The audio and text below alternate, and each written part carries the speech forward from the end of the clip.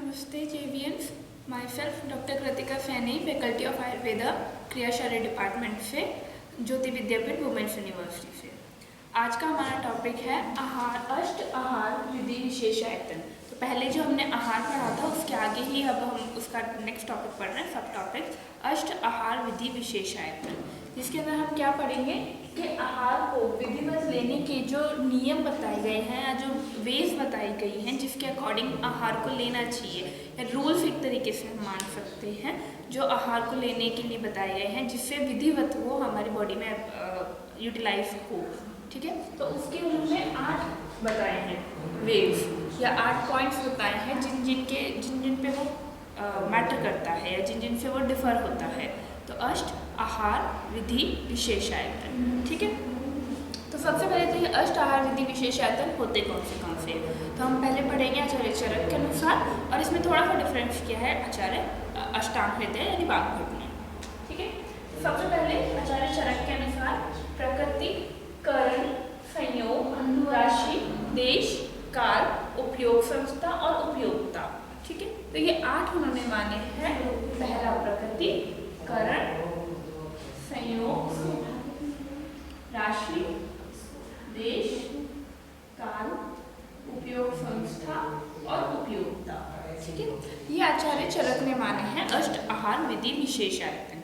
इन्हीं को जो टर्म यूज किया है वाग्भट ने, अष्टांग हृदय ने सप्त आहार कल्पना के नाम से कहा गया। उन्होंने 7 माने हैं, कहने का अर्थ है उन्होंने 7 माने हैं 8 की जगह। उन्होंने उपयोग संस्था और उपयोगिता दोनों को मिला के एक बोल दिया है, उपयोग व्यवस्था।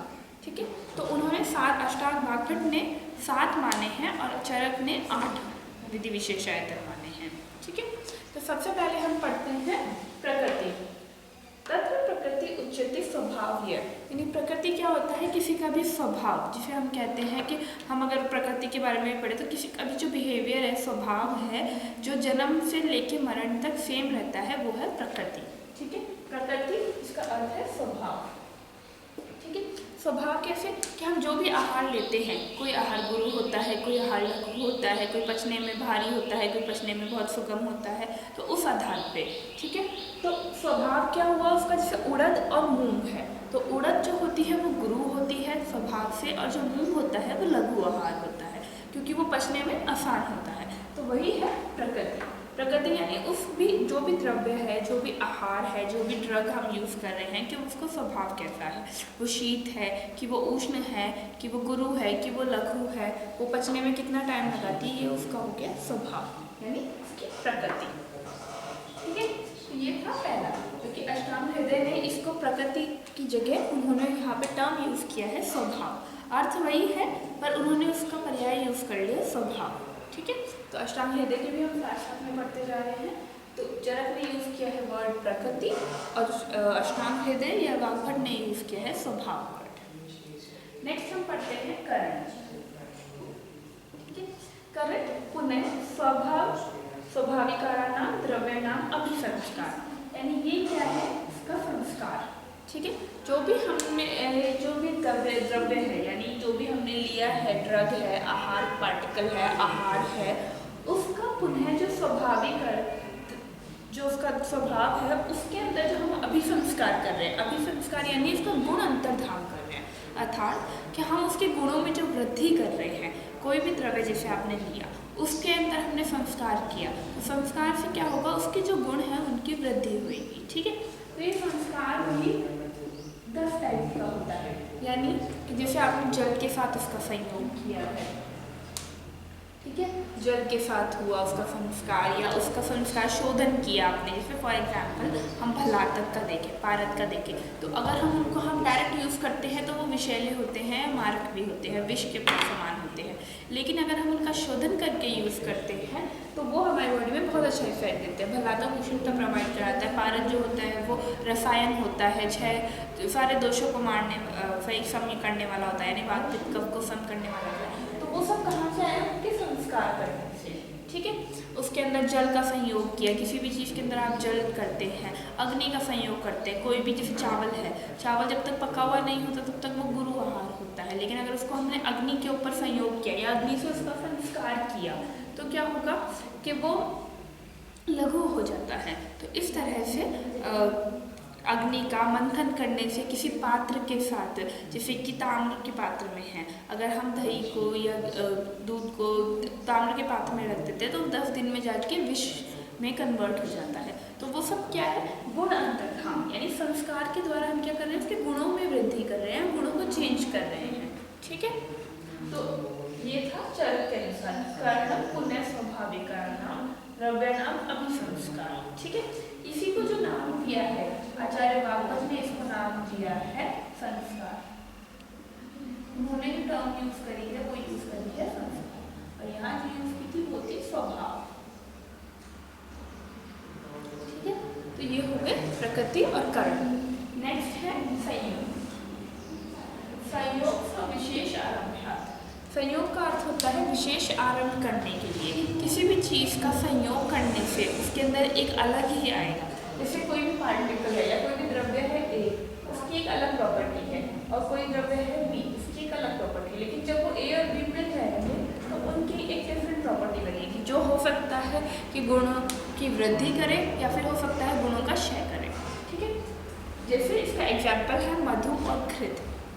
मधु खुद में एक रसायन है, ठीक है, त्रिदोष को शामक करने वाला है, और घृत जो है खुद में एक स्नेह है, बहुत अच्छा पित्त और वात को कम करने वाला है, कफ को वर्धक करने वाला है। तो इसकी डिफरेंट प्रॉपर्टीज है, लेकिन दोनों की दोनों अच्छे रसायन है। मधु और घृत को रसायन के रूप में यूज़ किया गया है, लेकिन जब मधु और घृत को हम संयोग में यूज़ करते हैं, यानी उनका कॉम्बिनेशन कर दिया, उनका संयोग कर दिया, और वो भी सम में, यानी इक्वल क्वांटिटी में अगर हमने मधु और घृत को यूज़ किया तो वो मारक होता है। ठीक है, तो ये इसका बेस्ट एग्जाम्पल है मधु और घृत, तो ए और बी। और इसी तरह से हम देखें तो मछली और दूध।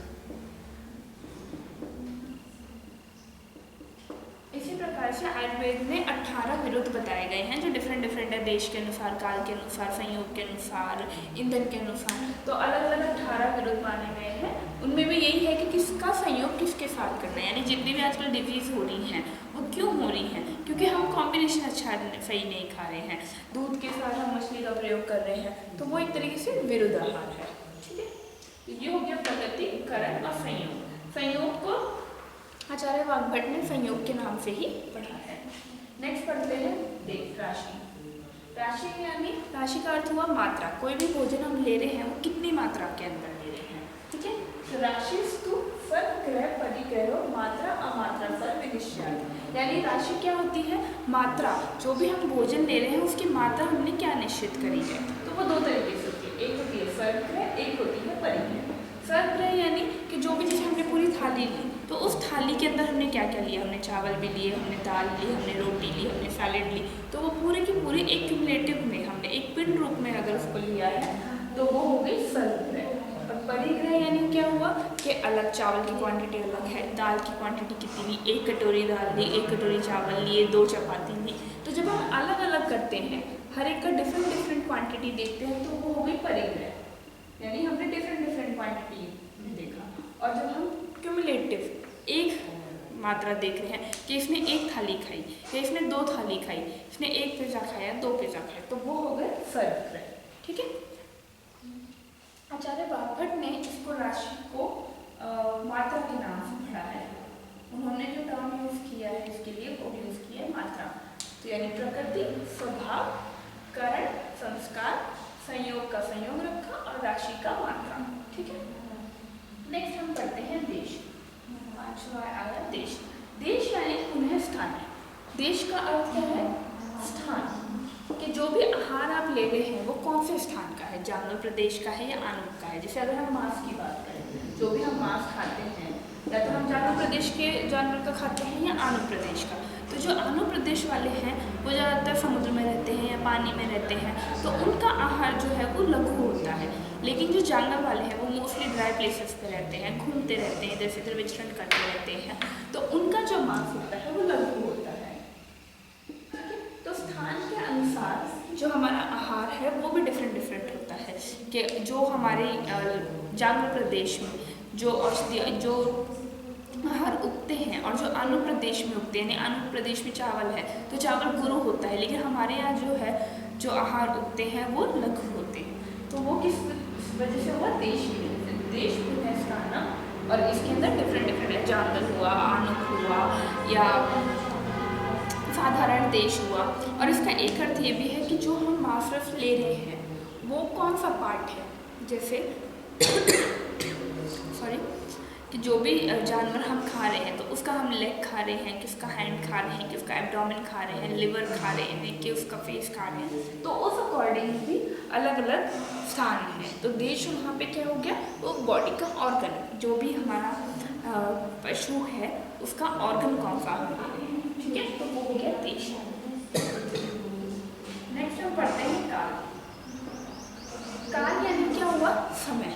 जितना भी टाइम हमने लिया, जैसे ये था प्रगति है, ये क्वालिटी हो गई उसकी, ये कारण यानी संस्कार, ये भी उसके अंदर कितना हमने क्वालिटी है, क्या गुण है उसकी, ठीक है। संयोग यानी हमने क्या कॉम्बिनेशन किया, राशि मतलब क्वांटिटी कितनी यूज करी, ठीक है। देश इसकी प्लेस हो गई, हैबिटेट हो गया इस तरीके से। देश अगर हम बात करें तो ये होता है हैबिटेट।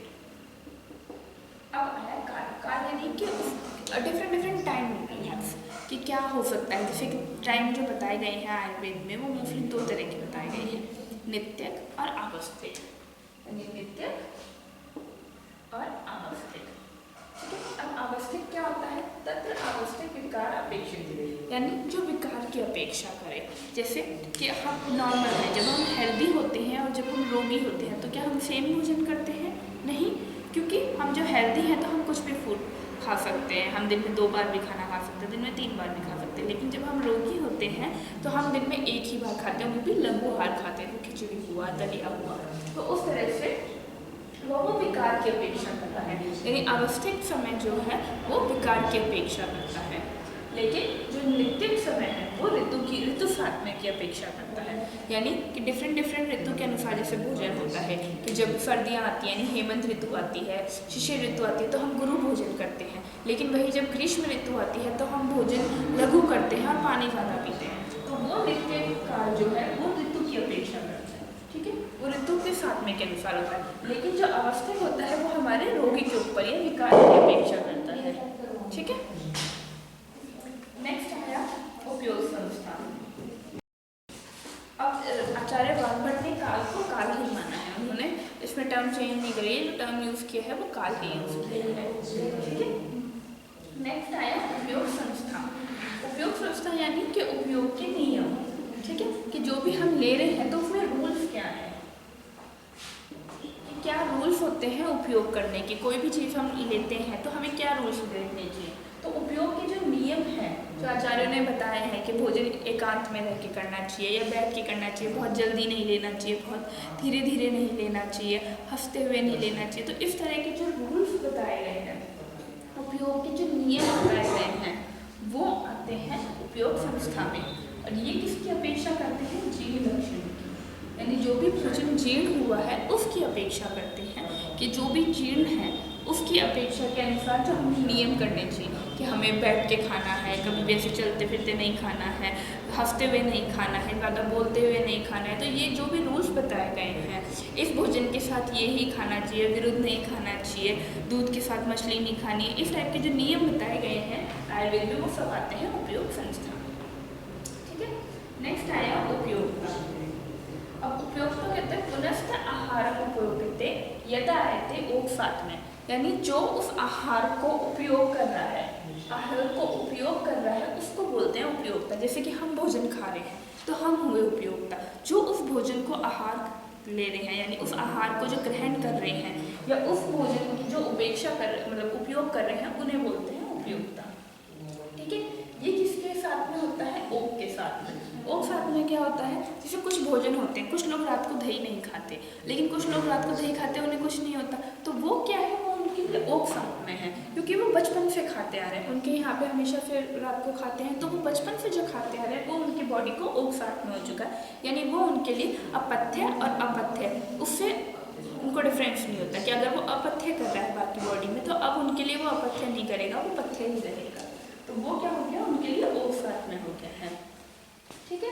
तो पुनः से आहार को जो उपयोग कर रहा है वो उपयोगिता, और वो किसकी अपेक्षा करता है, औक्सात्मय की। यानी अब उनके लिए पथ्य और अपथ्य अलग अलग नहीं है, अगर वो रात को दही ले रहे हैं तो वो भी उनका पथ्य ही होता है। ठीक है, अब इन दोनों को आचार्य वाग्भट ने एक नाम कहा है उपयोग व्यवस्था के नाम से। ठीक है, उन्होंने जो माने हैं वो सप्ताहार कल्पना माने हैं, यानी 7 माने हैं। ठीक है, तो ये होती है उपयोग व्यवस्था, जो कि अष्टांग हृदय ने माना है। इन दोनों की जगह जो टर्म्स यूज किया है वो क्या है, उपयोग व्यवस्था, यानी आहार से उपयोग नियम।